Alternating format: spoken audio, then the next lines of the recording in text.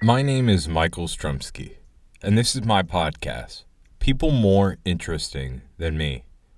Each episode, I'll interview a person with a different background to try to understand what circumstances, family, or tragedy has made them into the individual they are today. Enjoy. So yeah, thank you for coming tonight. I know it was hard to actually settle on a time. Not bad on that. No, bro. I'm just glad you're doing it. So you're originally from New York. Yeah, I was born in Arusha, Tanzania. So when I looked at it, it's a beautiful national park. It is national parks, actually. It's known for Serengeti, Ngorongoro Crater, and also having the second largest mountain in the world, Mount Kilimanjaro. And the native language is Swahili. Yeah, okay. The same language, so people always understand. I always say same language you hear in Lion King. Okay. They pretty much speak like Swahili variations of Kiswahili. Okay, and I'm guessing you used to know some, but I used to grew up speaking fluent Swahili, obviously. But I went to a British primary school. And basically, as I was pretty much my last year there in school, I was just starting to learn English. And they make it like primarily a focus, like you go pretty in depth in English. So I started becoming like more understanding, because I used to like watch movies and TV shows all the time. But I started like understanding more like my last year before I left there. And after that, you came back to New York. Then you moved to Maryland. Yeah. And then Maryland, and then Denver, and then back to Virginia. Good old VA. But to, I guess, really understand your story, we kind of got to dig into your dad's past. Yeah, so basically it starts out in, to be honest, like growing up from the ages of like, being born to 7, I didn't know anything about my dad's past. Obviously my dad was a principal at a school. And this was in Tanzania, right? Yeah, he was a headmaster at a school for like 20 years. That's all I knew about my dad, was like he was a teacher, basically, like that's it. He had come to America in about 1995, about 2 years before me and my brother came. So the day before, my mom was I'd known the whole week that we were going to come to the US. So we were hyped as fuck, I was boosted as shit. And then the day before, my mom's like, yeah, you and your brother are going. So I was a salty little kid. I was crying the whole way there. Your mom told you a week before? Pretty much the day before, because they knew that you don't understand, I used to be looking back, I remember I thought it was really messed up, but looking back, there was no way my mom could have made it. If she had told me earlier, with me crying the whole week, I totally get why, but so pretty much it was a couple days before. Good English? Yeah, my mom, her backstory's pretty vicious. She grew up in a village, literally a village African village, with no running water or anything like that, but they grew up on a farm. And she, obviously, in the time she grew up, they had arranged marriages, pretty much, around 16, you pretty much, you get married to someone. But my grandpa kept her in school, and actually when she was 16, she basically graduated their high school level, and then she applied for a program to go to school in France. Yeah, so she went to France. So my mom speaks 5 languages. She speaks French, she speaks really fluently French, English, Swahili, I think German, and a little bit of Italian. So she's pretty badass. Yeah, but pretty much that day we I pretty much was crying the whole way, and then we got on a flight there, and it was the first time I was on an airplane, so I was Were you freaking out? Yeah, of course. Dude, I was scared as shit, because I only had my brother. So basically my brother and this flight attendant was really nice. She sat with us when it took off, because And you were 6 years old, something like that? I was 7. Okay. I was about to turn 8 in June, and then so she sat with us, and then we flew to Heathrow. In the middle of the flight, they had this, apparently at the airport they have this daycare place. I didn't know this, for kids that are commuting without their parents. They actually have an area for these kids. So they took us there, and it was dope as shit. They had N64. No, it wasn't N64. It was like what was that? Fucking Sega? Yes. Yeah, and like I didn't have that shit, so I was like boosted. So I literally started playing there, and like I didn't want to leave. So then, but it was a 5-hour like layover, and then we flew into JFK, and that's where like I met my dad. And honestly, yeah, I hadn't seen him in like 2 years, so like that was like kind of cool, refreshing. So awesome to see my dad. He kind of headed over in like 1994. No, 95. Yeah, he went there 95 ahead, and then applied for us there because it'd be like it's better when you do. Okay. Yeah, the whole visa application process sucks, by the way. So if you ever are curious, you should definitely do something on that. But so we got here, and then I went to school in Mount Vernon, New York. I first went to Lincoln Elementary School, and then a year later we moved, so I went to William H. Holmes Elementary School. Like, I love that school. And pretty much went there from 97 to 2001. In 2001, my dad and I, my brother was doing like this summer camp program, so he couldn't go with us. But me and my dad went back to Tanzania to see my mom. Mm-hmm. This was like summer of 2001. The end of it was like August, pretty much last month of August. So we went back. It was awesome. Like, went on safari, saw elephants, hippos, the whole nine. Yeah, we're pretty boosted. And then me and my dad left to go back. And basically at that time we were like, my dad and my mom were in the process of like doing the whole like visa application still, because it literally takes like years. We come back, and I think we came back, if I remember correctly, it was September 8th, 2001. And basically we came back, it was like, we got home like 2 p.m. And we were just chilling at home. And this was actually like when, it was crazy because the whole time back I was so hyped to watch SpongeBob, because this was the first season pretty much of SpongeBob. And I'd been gone like the whole summer, and there were like new episodes. So I was hyped as hell. So my dad was like, yo, you can just chill. You have school. Like, this was like Friday, and you have school like Monday. So the whole weekend you can just chill, kind of get ready. Like, because it was going to be the first, because pretty much it was going to be the first day of school, September 10th. September 10th, 2001. No, September. Yeah. So it was Saturday. Sorry. So basically a day before September. Yeah, it was my first. It was supposed to be my first day of school of 6th grade. And we're just chilling there. My dad ordered some Chinese food. He was in the living room watching something. I'm like watching SpongeBob. My brother had just left to go to work and hang out with some friends. And then basically we get a knock on the door, and like near the living room area. So like I thought it was Chinese food. So my dad was like, I'll get it. It's whatever. So I keep watching TV. It was like really weird because like the door opened, but my dad didn't open the door the whole way. Like he always had like the chain thing on, and like I heard the chain thing clank, and then he closed the door, and then I didn't hear anything else, and I kind of heard him talking to someone. But but I was just like, why are you talking to someone? It's a freaking like delivery. It's a Chinese delivery guy. Like, what do you have to talk about, bro? Get your food. Like, I'm hungry. Get our food. We go. But I was just lazy. I didn't want to like get out of the room. And then the next thing I know, this dude like busts in the room. Like FBI, yellow jacket, like vest thing on, and he's just like points a gun in my face, and he's like, who else is in this room with you right now? To be fair, he didn't quite say it so politely, but he did say, who the fuck else is in this room with you right now?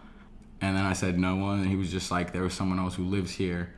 Where are they? And I was like, oh, it's my brother. He just went to work. All right, sit down. And then they just started destroying our house, like. And you were 11, correct? Yeah. They just like, I just turned 12. I'm sorry, because my birthday's in June. Yeah, they just started destroying everything. Like, I heard them like ripping up the drawers in my dad's room, like tearing up like everything, literally like ripping like drawers out of like kitchen, like everything, like. And you had no idea. Yeah, like I like literally have like no idea, bro. We just like came back.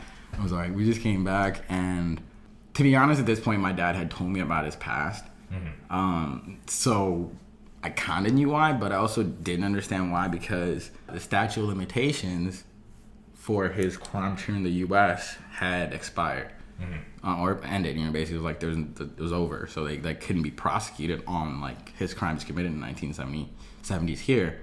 So for me, it was more just like confusion of like, how can they do this? Like legally, I don't, like he hasn't done anything else since that point. Like, it makes no sense.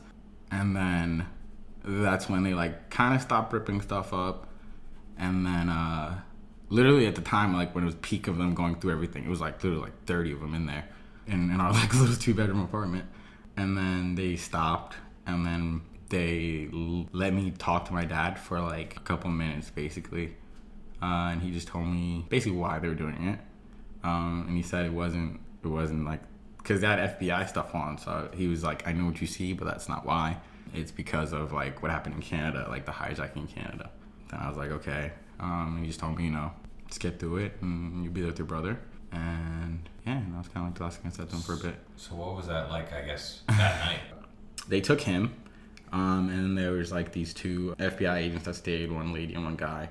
And the lady basically was like, who can you guys call that's nearby? My aunt lived nearby. My brother got called to come back, and then we came back. Go to my aunt's house. Obviously, this is the weekend, so this is like September 8th, like 9th.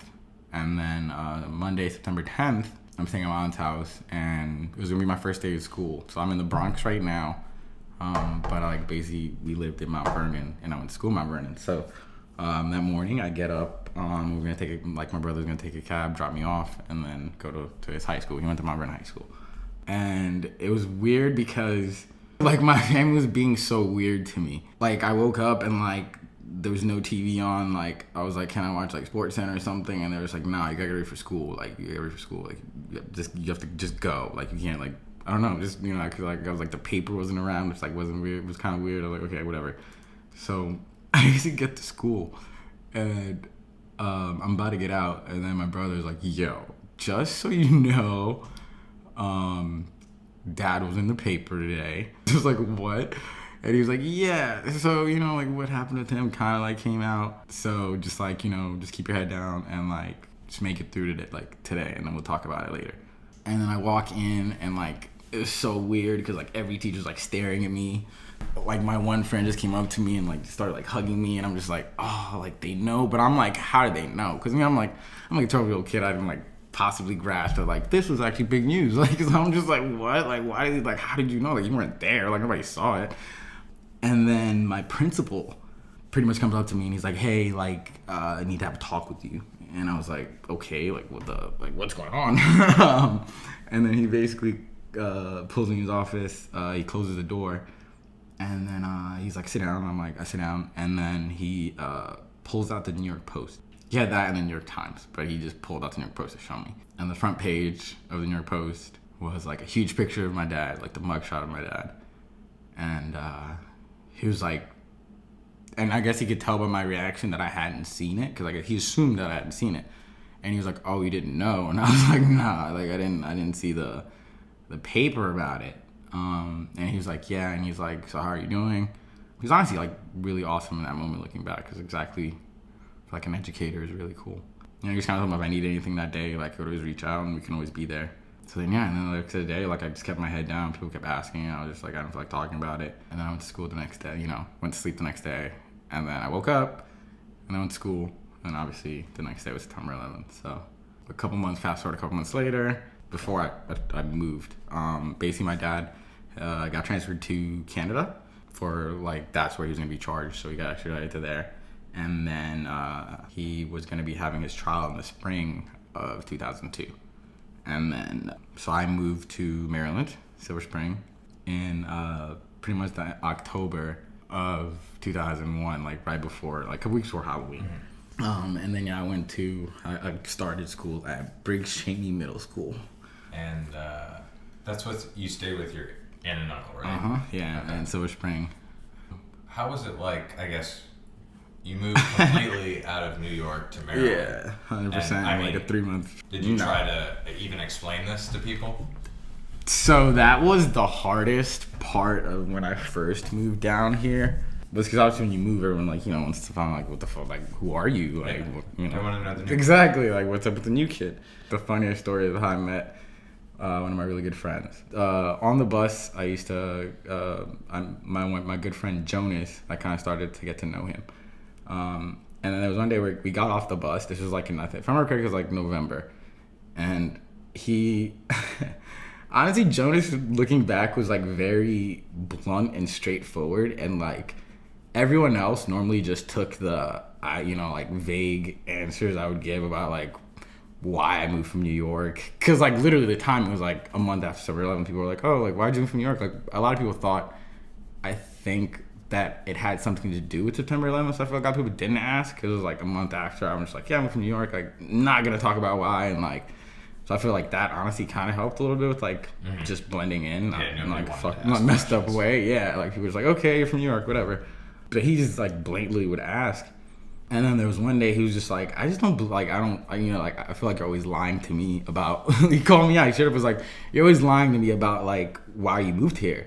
And he was just like, what is it, bro? Like, I wouldn't like judge you. And he was honestly the first person who I was just like, you know what, screw it. So I was like, I literally told him straight up. I was like, yeah, like my dad had like the plane in the 70s, like went to Africa, Cuba, whatever, did all that. Just got arrested. Like he's in like right now standing trial in Canada, and I'm about to go up in a couple months to like be up there for that. And he was just like, you're such a liar. Like, you're such a freaking liar. And I was like, he was like, bro, like, you don't have to make up something. If it was something bad, like, I wouldn't judge you. And it was really weird because that really made me be like, oh, like, maybe. Because you opened yourself up to this. Yeah, like, maybe just, like, there's something I shouldn't talk about. Like, I guess it is kind of, like, sounds not dumb, but, like, fake. And then I have to, like, explain more. So I was like, yeah, I'm just going to take it as a sign. Like, I'm just going to always be ambiguous as you can be here. Did you end up ever telling anybody else? I mean, like friend-wise, no, not until we were adults. Like literally, like a couple years ago, like with you, pretty much. But yeah, no, didn't really talk much about it after that. Honestly, just ambiguously moved on and just brushed that under the rug. So, I guess the way you should handle any emotional trauma, of course. Yeah, of course, obviously. So let's dig into I guess how your dad ended up there. Basically, my dad in the 1970s, he was a Black Panther in the the African Republic. Yeah, kind of, and he was out of pretty much one of the chapters in like New York, based in like Harlem. I mean, they did a lot of good things, did like food drives, things like that. But they're also very vocal against the injustice in the community. There's obviously extremist groups, and then there's people actually Exactly. So it's you're cool in how you look at that. But one of the things they did was kind of take from, politely put it, white establishments like banks or lenders that discriminated against minorities, whether it was like Spanish, Asian, Black, that were based in Harlem. Basically, let's just say take the money, rob the money from them. Basically, one of their jobs was like that in New York. Basically, they had a job, and my dad was a driver, and it just kind of went bad. To be honest, he never really 100% told me about this story. That is like one story I've never 100% fully asked him about. We always talk about from there on, but never like that day. So I just know that he was like the driver, and that it went bad, and that he had to leave and escape. So he fled out of New York State. And went to Thunder Bay. I don't know if this was before or after the hijacking, but he was literally on FBI's most wanted list. Oh, no, yeah. As soon as that robbery was over, that day, he was on the FBI's top 10 most wanted, yes. And that's why he had to kind of leave the country, because literally there was kind of nowhere in the U.S. he could be. But this is, I think, the best part of the story, even though, obviously, it's not the best because it's a criminal thing. But true. During this time, from at least what I looked at, hijacking was actually quite popular during this time. So that was the one thing. It was quite popular but it was not often successful. Yes. That was kind of the thing about it. Yeah, they were very Cooper. Yeah, or like the the Olympic game one. But they did it for fame and money. They didn't do it for September 11th. Yeah, exactly. Like back then, it was like make political statements and things like that. Like no one had really done it. Honestly, no one had really done it to escape a crime. Like everything I ever heard about before that was like they were doing it for a statement, or they were part of a cause. But he basically was on the run, bought a ticket in Thunder Bay. He just had a grenade, and also I asked him about that, and back then they were very lax with security because I was like, bro, how did you get a grenade through? Like, how do you just like walk up with a grenade into an airport, right? And he was like, honestly, back then they just searched like your bag, like you know. Besides that, they searched your bag for guns. Before September 11th. Literally, yes, actually, but it was the 70s was even more chill. I mean, you could do whatever you wanted, pretty much. He got on there, and then he, you know, demanded that the plane be rerouted to Cuba. So, just a few things I know. You can tell me if they're true or not from stuff I pulled. Okay. So, basically, they have a quote here that says, "Think we have fragmentation grenades and a .38 caliber revolver. Take me to the captain. We are going to Havana. This is no joke." That was one thing I thought was like the best because it's literally summed down to 2 sentences. There's no like, there's no bull. To the point. It's like straight to the point. And then the other thing is, you said Thunder Bay to Toronto, which I had to look up, which is a very, very short flight. Yeah, so that was one of the things. They literally had to like stopped and refueled and everything. Like, I think, if I remember correctly. He had to, yes. Yeah, that was part, and that was actually part of the reason why he took a flight to Toronto. Was it was a major airport, and he thought at the least they would have another plane. Like, he was like, no matter what, he was gonna be on a plane to Cuba. That was like his plan, no matter what. You forgot the other polite thing he did. What? Everybody, yeah, he did. He only took the pilot, and, right? and I think the co-pilot. And then he let the pilot go when they landed in Cuba. Yeah. I mean, he was. That was the point. He always said it was not about, like, he wasn't trying to hurt anyone. He just needed to get out of the U.S. So basically, once he landed in Cuba, he was basically the first successful Canadian ever. Yeah, to this day. Yeah, he was, and that was kind of why in Canada it was such a like monumental thing. Here, I guess we don't really think of hijacking. We don't really experience it as much. Yeah, but I think after September 11th, it wasn't as romanticized as I've never actually. I mean, I've heard stories about the DB Cooper stuff, like jumping out of a plane. Yeah, that's still like money. Yeah. I mean, after September 11th, it's more like. Yeah, obviously. I got you. It's not you're not gonna find a blockbuster film with a hijacking gone right. No, definitely not. So yeah, but when he landed in Havana, obviously it was out of the blue, and this was during very tense, like, Cold War times, and he was put in prison for 6 months. Yes, the Casa de Transistos. Yeah. The hijacker's house. Yeah, he told me about that. He said it was first, like, couple of weeks, he was, like, in, like, almost, like, solitary confinement type area. It was, like, a really small room. They just fed him meals. And then after a couple months, he actually started talking to Fidel Castro's brother. Again, I'm like, I don't know how real that is. But he did have a picture with him when I was in Tanzania, so I guess I have to believe some of what he says. But yeah, he says he basically started talking to him because they were curious as to why. I mean, he was being interrogated as to why he was there. He wasn't, like, tortured, was he? I think a little bit. He didn't really, he, like, vaguely passed over that. I mean, he was like, they weren't nice at the beginning. Yeah, they said they weren't nice at the beginning. But pretty much as the U.S. kept trying to extradite, that's when, in the U.S. and Canada, that's when they're like, and they're at tense odds. They're like, okay, so maybe they do really want this guy. Like, it's not just a ploy to like, spy. And then from there, he started working the sugar canes. And then they granted him a visa to go to Tanzania, which at the time also had a no extradition law, which is one of the reasons why he went to Tanzania. That's one question I guess well, how did you pick Tanzania out of nowhere? Yeah, he went there because he doesn't have any. There's no family there. No, he didn't have any. Well, he kind of did have family there, not direct family. One thing is because of the no extradition law at the time, it was actually a very popular area for Black Panther, like expats, basically. Yeah, just like I think the Nazis went to Argentina Brazil. and Argentina. Yeah, pretty much, exactly. Kind of like the same thing. Like that's, but not for I was like, let's draw the line a little thin there. But basically, he went there. He knew a couple people out there. Like when I grew up there, we had like some family friends, like who I considered uncles, that were basically from the U.S. I mean, they were kind of like my dad. They were there for that reason. I've got a question. How did he get a passport from Tanzania? Like, how did they give him that? Oh, so that's the thing. When a country does no extradition, you can like apply like pretty much like normal. Like it doesn't matter. Like what you did somewhere else does not affect like your status and application here.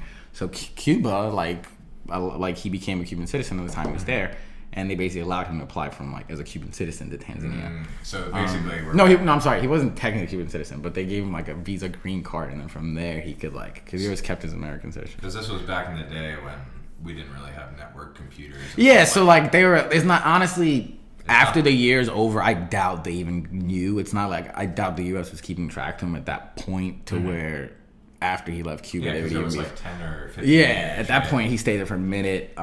He kind of established a little bit there. So he basically, that's when he moved to Tanzania, and then he became a headmaster at a school. He was like teaching. Well, he was just like a teacher the whole time until he came back here, and that's what he did in Mount Vernon. You had no idea when any of that was. No, I mean, like, no, I just grew up like this is my dad, you know.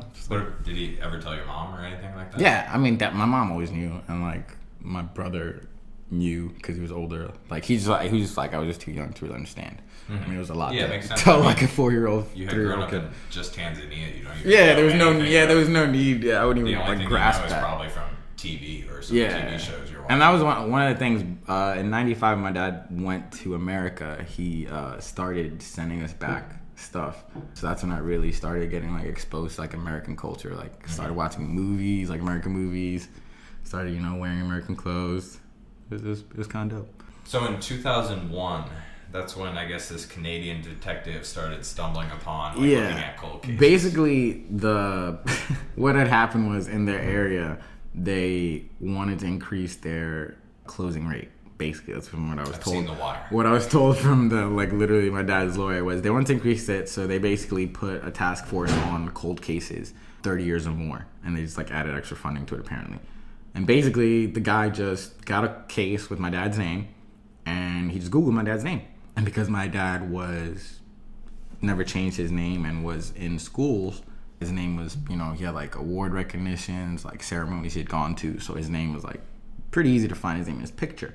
And the detective actually joked with my dad and said when he first found it, he literally was like, there's no way in heck this is actually him because like he must have changed. Yeah, like he's like, why didn't you change your name?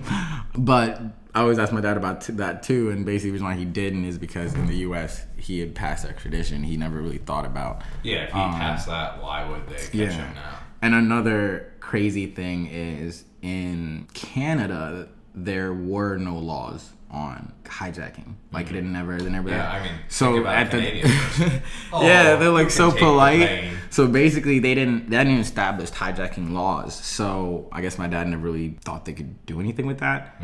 Basically, the detective flew to New York and partnered with a detective in the NYPD.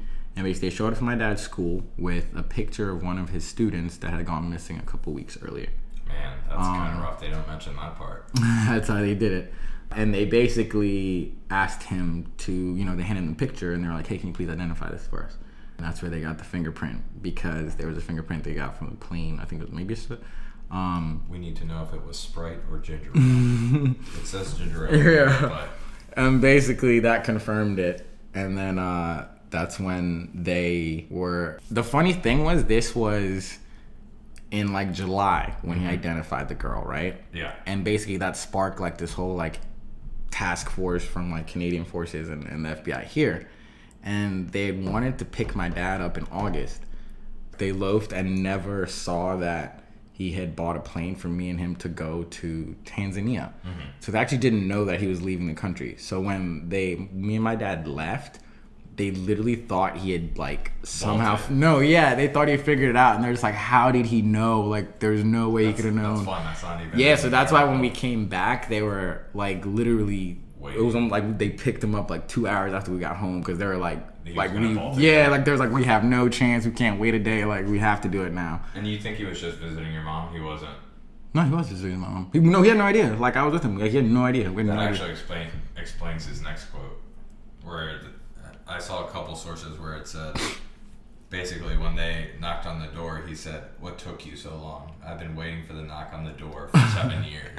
Yeah, he did say that. Basically, ever since he came back to the U.S., the first years back from '95, His first concern was that somehow there'd be some loophole he didn't know about that would obviously allow them to try to convict him on the past. So he was kind of always paranoid about that a little bit. But, the longer it went, the more he joked about it, more than actually believed it. So it was a little surprising, I'm sure.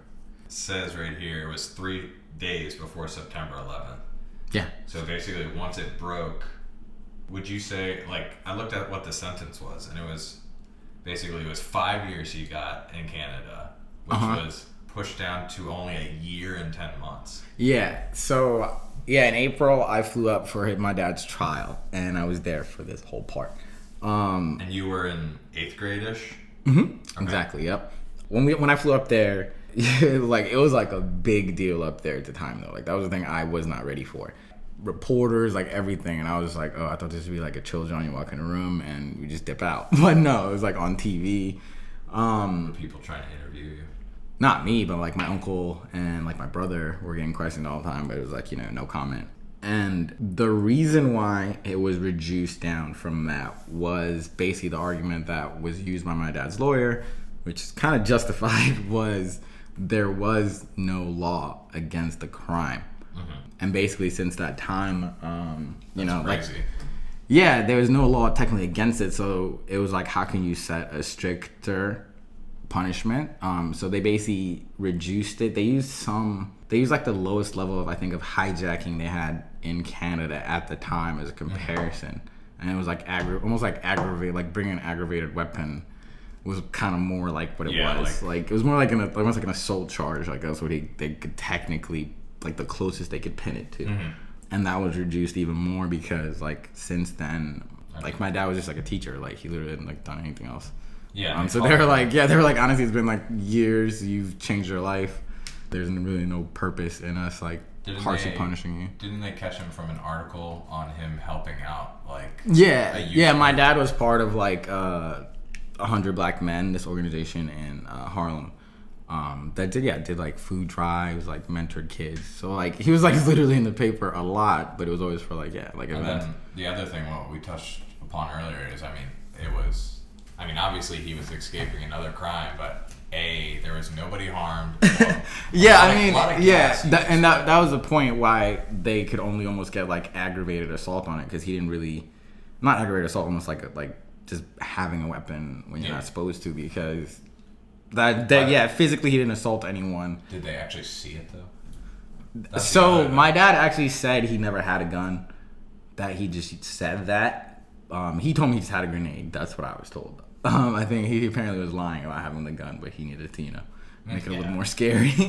But a grenade's enough on a plane, but I think that's a little worse. But hey, everyone has their fears. Yeah, and so basically that's how. Yeah, in Canada he went to. He just served 1 year, and then he moved back to New York.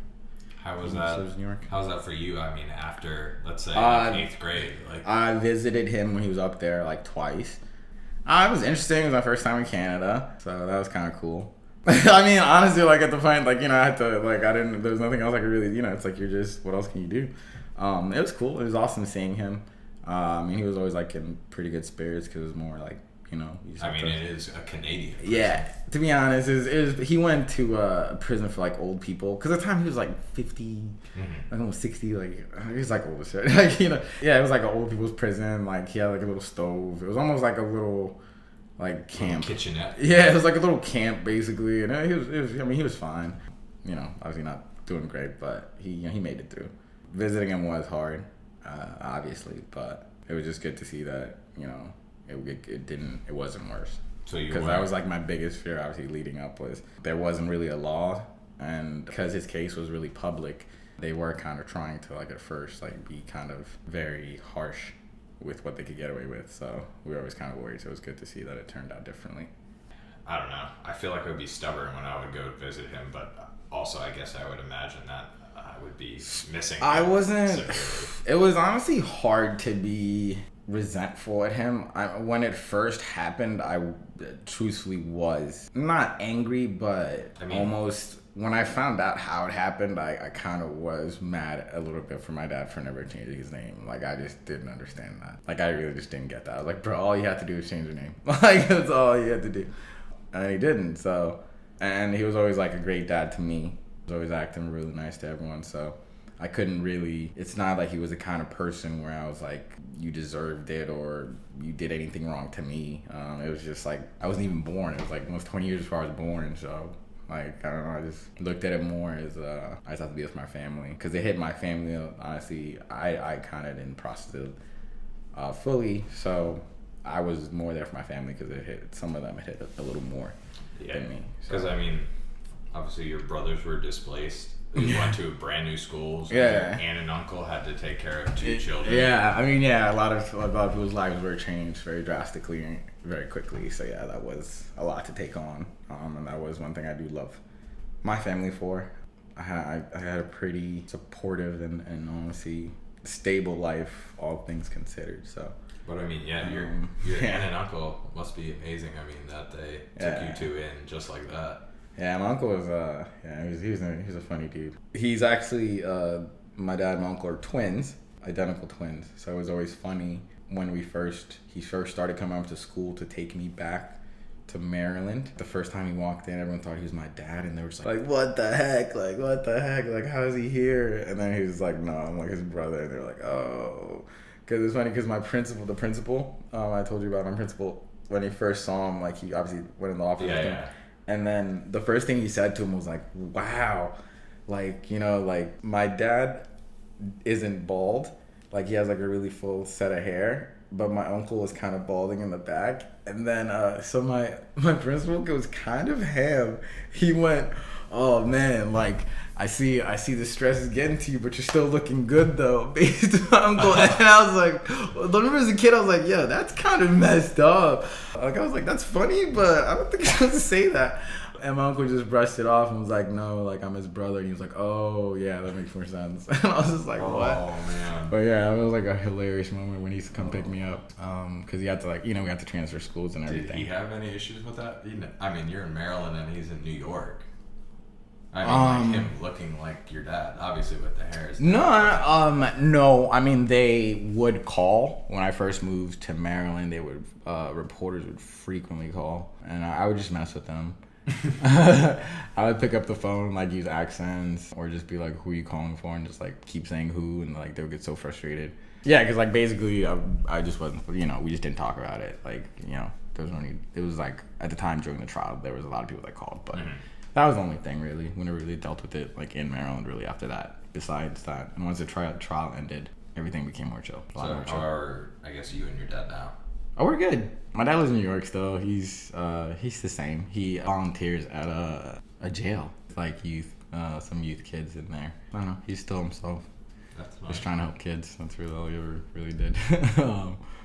Yeah, and he just chills. I you know, before COVID, I used to go up to New York more frequently. And I'm hoping I should go see him pretty soon. But he's good. That's good. Yeah. And to go to a lighter note of your life, do you know where you were September 9th, 2006? Mm-mm. I can tell you were under 119 pounds. Oh. So. How do you know that? I know that because on that date, you went against a gold medal athlete. Oh, we're gonna do this. Okay. So I looked this up today. Alright, facts. This guy. If no one's familiar, Helen Maroulis is a gold medal athlete, I think in the 2016 Olympics in Rio. And I think she just medaled this Olympic too, if I'm not crazy. She's won 3 national. Oh, my bad. Wrestling. I mean, she's bad. But she's badass. That's all you need to know. So basically, in 2006, Bernard, I wasn't actually wrestling yet, but Bernard was wrestling most of his. You wrestled every year, right? Yeah, I wrestled all 4 years. So in 2006, Bernard had the luck to wrestle Helen Maroulis. Oh my god. And can I see this? Yeah, you can see Oh it. My god, this is hilarious right now. How did you get this? I was looking for you and oh my god. Dog, I was 5-0, so I actually had some hope going into this. Dang, that hurts even more looking back now. So if you look at the details of the match, you were able to last almost 2 periods with her. However, you got pinned by her near the end of the 2nd period. That's still amazing though. Very amazing, bro. She's a beast. World-class athlete. You standed 2 periods. Oh, man, I did not know. I was that's 5-0, though, you know. We were out there. We were trying our best. Nah, she was amazing. Honestly, that was probably the most frustrating person I've wrestled in my life. Simply because from the beginning, I'm gonna be honest, yeah. She was good, man. But that's the thing, like, whenever we talked about her, she was kind of like a superstar because she but it was Helen. Okay, well, the craziest thing was, honestly, before I wrestled her, we had never seen her. So basically, I had no idea what she looked like. I just knew that, there was a girl goes Magruder, and she's really freaking good at wrestling. And then before, we were like walking to their school, and we saw their managers. And basically, I didn't know this, but Helen was like standing with them. So we were all just like, oh, like, who is this girl? And then my coach like points at her, and he's like, that's Helen. And yeah, she was like pretty. So I was just like that's Helen? Like, nah, like it's. I was like a little cocky, and I definitely got humbled really quick. And the reason why I remember I hated wrestling her so much was because she was like ridiculously flexible. There was a time where I was trying to pin her, and I remember, I think like her back of her foot was like, I was like almost crushing it, and like to her shoulder, and like I still couldn't pin her. And I literally remember looking at my coach, Coach Tao, and he just literally was just like, there's nothing you can do. Like, he was like, just like hold it, that's the best you can do. And I don't know, with everyone else, like, I felt like I would have like broken their leg or something, or like, I don't know, broken their back, but like, or definitely like hurt them. But she just like was just chilling and honestly looking at the clock the entire time, and that was like so painful. Like, I was like, what? Like, it was almost like she was just like, all right, I'm just gonna chill here, take a quick break, and then we're gonna take care of this when this period ends. And I was like, oh my god, like, ugh. But yeah, I just thought I might add that in. Thanks, man. I was gotta lift me up. I feel you. That's interesting. It was interesting. I mean, I'm gonna be honest. That's an awesome fun fact. I even like told some of my coworkers, because I think it's amazing that we even know anyone that. Like, imagine anyone got to that level. To say they've won against. I know. I mean, honestly, I do say that because I have. So that is a good fact for me. I'm gonna do my wrap-up questions. Cool. Okay. How do you think these experiences made you into the person you are today? Ooh, okay, getting spicy. Honestly, I think they made me value my family a lot, because growing up to a lot of these, especially like during the time with my dad, like, they was there. I never really felt like I was going through a lot of this alone, which obviously was very helpful. So I definitely had a great bond with my family because of that. It also did make me a little wild at times when I was younger, because I just wasn't processing things fully. But you grow up and you kind of mature and you try to move past that. Overall, I think it was overall very positive. It gave me a different perspective. I got the opportunity to go to one of the best school districts in the country by moving from New York to here. Literally went from like what I'd say would be not one of like, it wasn't bad in Mount Vernon, but it wasn't the best. So, there were some silver linings to it. So, what is something that you think your parents did well with you that you want to pass on? And what's something not so well that you wouldn't want to pass on to your kids? Something they did well, definitely my uncle definitely kind of echoed this. They didn't talk to me like I was a little kid during these situations, which allowed me to be more open with like questions and kind of overall understanding of what was going on. Yes, I think they're always very good with communicating with me along the whole process, like what was happening, why it was happening, how it would impact me. Something I might not pass on. Well, my mom's side family's super religious. Be quite as religious as they are and stand on some things as they do, like fully. So that's the only thing I could say. Thank you for finally coming over. I really appreciate it. Thanks, man. Thanks for having me. Thanks for thinking, I guess, I'm important enough to talk about. Yeah, of course. If I can look up stuff on your family, then it must be interesting. My True. family, True. I couldn't even tell you. If you like this week's episode of People More Interesting Than Me, please follow me on Apple Podcasts so you won't miss out on more episodes like these.